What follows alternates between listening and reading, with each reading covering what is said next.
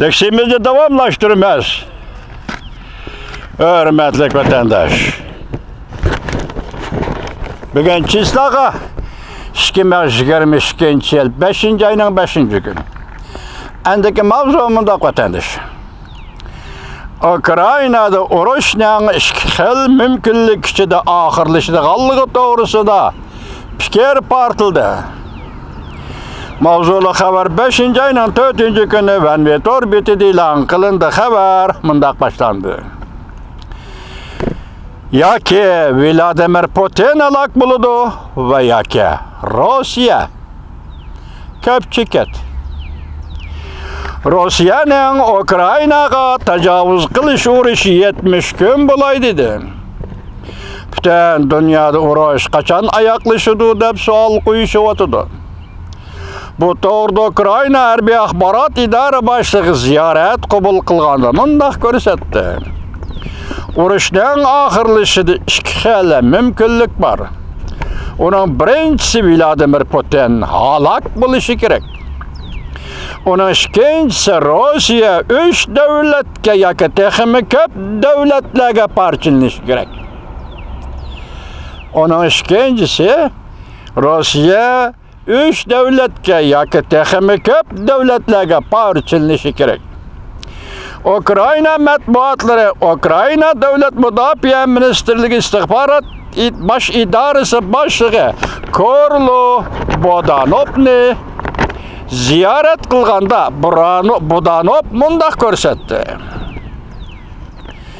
G'arb lageri Ukrainaning urushda g'alaba qiladiganligiga ishonadi. Lekin Rossiya qo'l qo'yishtirib qarab turmaydi.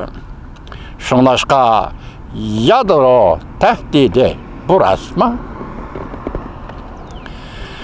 Bodanov javob qaytarib mundaq ko'rsatdi. Yadro qurollarini ishlatish to'g'risida izchil mavjud.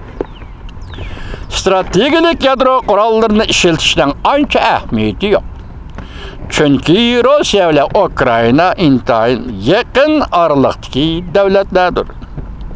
Lekin taktikalik yadro qurollarini ishlatish cho'qim Rossiyaning hayotini oxirlashtirdi. Keyin urush oxirlashdi. Bu urushning qanday oxirlashidiganligi to'g'risida ikki xil mumkinlik bor. Bodanov mundaq ko'rsatdi. Birinchi xil mumkinlik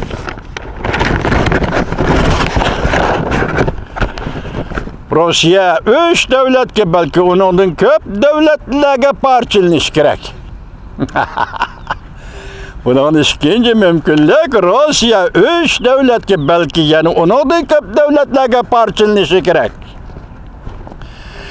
İkinci xil mümkünlük Vladimir Putin halok bo'lishi kerak. Rossiya rahbarligi o'zgarish hosil qilish lozim. Nisbiy holda Rossiya territoriyasini saqlab qolishi lozim. O'ziga xos bo'lgan territoriyani saqlab qolish lozim. Boshqalarga mansub bo'lgan territoriyani Rossiya hamda yana berib o'tish kerak. Alakshar. Bodanov Ukraina harbiy ishlar istixborot idorasining boshlig'i. Bodanov texmi ilgirlab mundaq ko'rsatdi.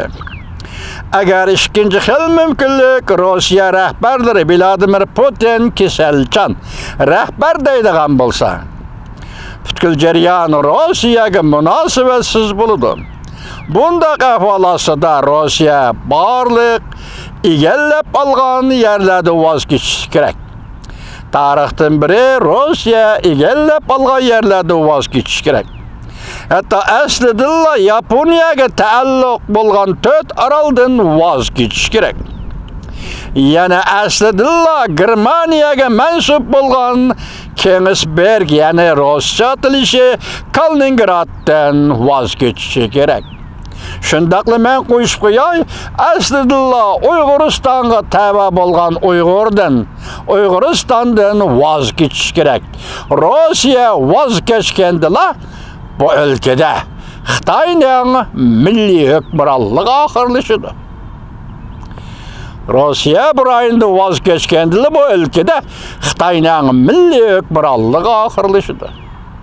Şundaq vatandaşım. Rossiyada mutlaq ko'p sonda harbiy va siyosiy rahbarlar bu nuqtani obdan tushunadi deb ko'rsatdi Budanov. Bu demak, shuncha ko'p yo'llar orqali g'arb lageri bilan suhbatlashishning sababidir. Demak, Moşu meseleler bo'yicha balki Rossiyani yana parçalash, Rossiyaning yana parçalanib ketishidan iborat. Moşu ehtimollik to'g'risida hozir Rossiya hukumati ko'p yo'llar bo'yicha hozir g'arb lageri, g'arb dunyosi bilan suhbatlashishning sababidir deb Ukrayna harbiy ishlar istixborot idorasining boshlig'i Budanov. Vatandaş, ular gerçi alakadar taraflarning sözlerini işletsin, mesela özara söhbetlashganda diplomatik iboralarni ishlatsin.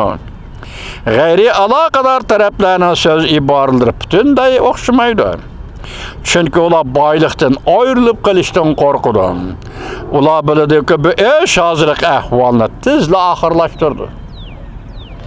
Yoki parchalanish, yoki halokat biladiki, mesela manfaatni ko'zlayotgan ikkinchi bir xil kuch Rossiyada bu ahvolni hozirla oxirlashtirdi. Budanovda kitob bunday ko'rsatdi.